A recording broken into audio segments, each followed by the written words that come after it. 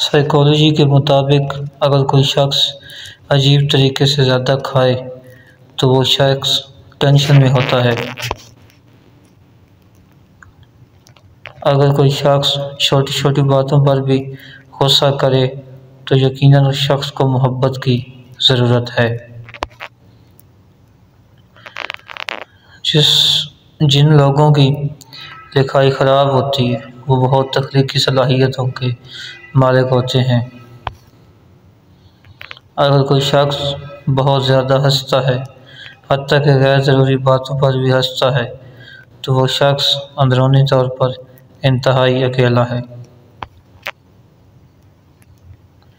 انسانی دماغ دن کی نسبت رات کو زیادہ متحرک ہوتا ہے۔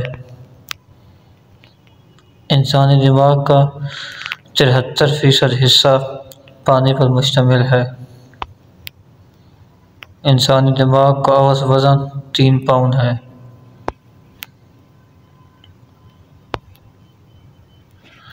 اگر آپ سوچتے سوچتے سو جائیں تو دوران نیند بھی آپ کا دماغ ایکٹیو رہتا ہے اور صبح آپ جاگتے ہیں تو تھکاوٹ محسوس کرتے ہیں۔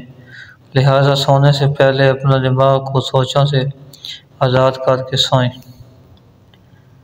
سونے سے پہلے جس آخری انسان کے بارے میں آپ سوچتے ہیں وہ یا تو آپ کی خوشی کی وجہ ہوتا ہے یا دکھ کی۔ ایک نارمل انسان کو کسی چیز کو روزانہ کی عادت بنانے میں تقریباً 66 دن لگتے ہیں۔ ماہر نفسیات کہتی ہیں کہ اگر کوئی اہمیت دینا چھوڑ دے تو آپ شکایت کرنا چھوڑ دو۔ خاموشی اختیار کر لیں۔ یاد رہے، ہر وقت دستیاب رہنا، پیچھے پڑے رہنا، ہر وقت کی شکایتیں آپ کی اہمیت کو گھٹاتی ہیں۔